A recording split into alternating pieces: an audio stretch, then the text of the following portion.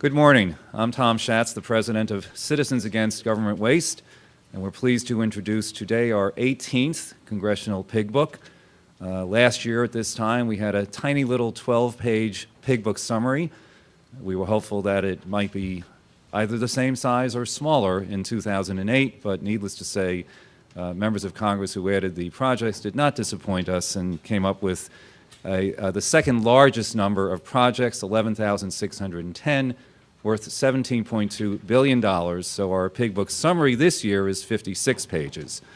Once again with Oinker Awards and descriptions of the projects based on which bill they were contained in. Now, it's been certainly an interesting year even now, as there have been efforts to impose a moratorium for fiscal year 2009, and Senator DeMint has been certainly pushing that on the Senate side, and Republicans in the House have said they'd like a moratorium, but so far the only thing that has happened is the House Appropriations Committee was forced to extend its deadline for receiving earmarks because there was such a demand. So it's business as usual, unfortunately. There's a 30% increase over last year's levels of spending, a 337% increase over the number of projects, and unfortunately for taxpayers, as they approach the deadline for paying their taxes on April 15th, they probably shouldn't be reading this at the same time they're filling out their tax returns. But there is some good news. There is more information about the projects in the bills. The names of members of Congress are supposed to be attached to every single project, but even that simple rule wasn't followed. There are 464 projects worth $3.8 billion that do not have any names attached to them. Once again, Citizens Against Government Waste has calculated pork per capita, and the top states are no surprise. Alaska is number 1, and Hawaii is number 2, which has been the case every year that we have been calculating pork per capita since 2000, except for 1 year. Alaska received $380 million, worth $556 per capita. Hawaii, $283 million, or $221 per capita. And rounding out the top 5 are North Dakota, West Virginia, and Mississippi. Now, the top 5 in dollar amounts are, big surprise, members of the Senate Appropriations Committee, led by the ranking member Thad Cochran of Mississippi with $892 million, followed by Senator Stevens of Alaska with $469 million, Senator Shelby with $465 million, and the rest of the top 5 are Democrats Mary Landrieu and the committee chairman Robert Byrd of West Virginia. In the House, the top 3, also members of the Appropriations Committee, Roger Wicker, who's now a senator, $176 million from Mississippi, Bill Young of Florida with $170 million, both Republicans, by the way, and then John Murtha of Pennsylvania with $159 million. The rest of them in the top 5 are Neil Abercrombie of Hawaii and House Majority Leader Steny Hoyer of Maryland. Now, members receive full credit for any project with which their name was associated, whether it was individual or joint. So adding up the dollars that are attributed to the members will be a far greater number than $17.2 billion if you really want to do the math. Once again, there are our Oinker Awards. They're in the back of the Congressional Pig Book summary. The French Kiss-Off Award goes to Congressman Mike Thompson of California, who added $211,509 for fruit fly research in Paris. Now, fruit flies live on average for about 2 weeks, so it's hard to see how French fruit flies flying over the ocean will affect the health and welfare of the United States. The Narcissist Award had many able candidates, but it was an easy decision to give it to House Ways and Means Committee Chairman Charlie Rangel for $1,950,000 for the Charles Rangel Public Service Center at the City College of New York. And Congressman Campbell challenged the chairman on the floor of the House, saying, do you think that we should be naming projects after members of Congress? And he said, well, nothing personal to you now, but he did say it. Not you, but I've been here long enough that I might deserve something like that. The Taxpayers Get Teed Off Award goes to House Majority Whip James Clyburn of South Carolina for $3 million added in the defense bill for the First Tee, which is an organization that teaches young people how to play golf.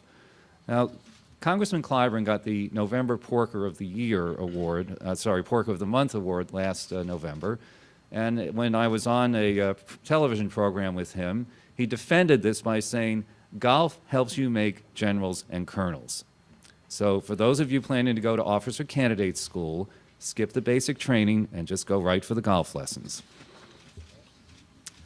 The Taxpayers Get Steamed Award goes to Maine Senator Susan Collins and Olympia Snowe, along with Congressman Tom Allen, for $188,000 for the Lobster Institute. And they have a wonderful website. You can go on, you can see the lobster cam, except at night, when the ocean is dark, you probably can't see them.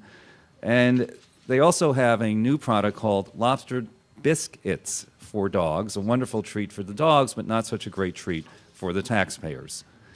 Now, as taxpayers are filling out those tax forms, they really don't want to know that they're getting sapped by wood utilization research, on which the government has spent $91 million since 1985. Now, we were hopeful that the reforms would lead to fewer earmarks and less dollars. Of course, President Bush in January issued an executive order telling agencies not to approve or not to spend money on earmarks that were not contained in the statutory language of legislation.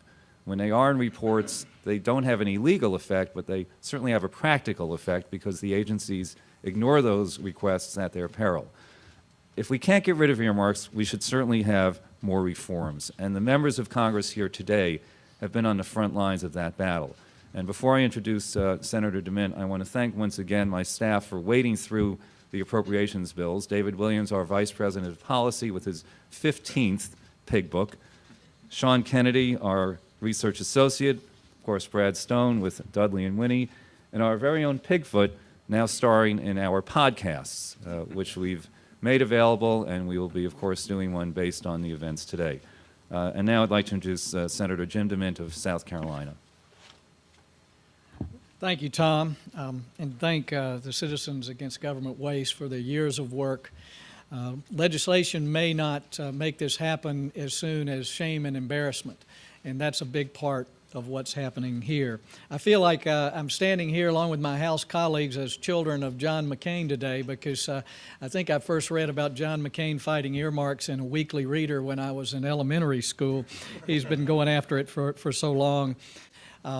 As long as this book is this thick, the American people are not going to trust us to make the big decisions for our future. They're not going to trust us to make the right decisions about what we spend for our military or how we handle Social Security and Medicare, and for good reasons.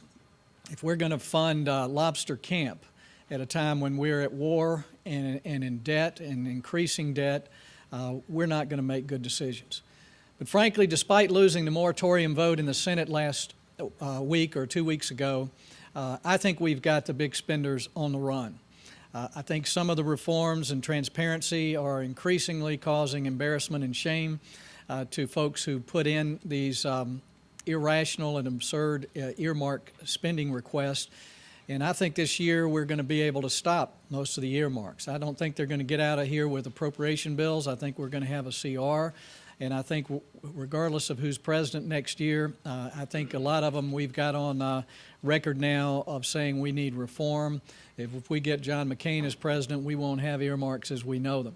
So I think the era of earmarks is close to being over already. And my thanks to my congressional colleagues who've really put up a great fight in the House. And we're not giving up because of a loss of votes, because as long as we have Citizens Against Government Waste and millions of irate American people, I think we're going to get this thing changed. Thank you, Tom. Congressman John Campbell of California.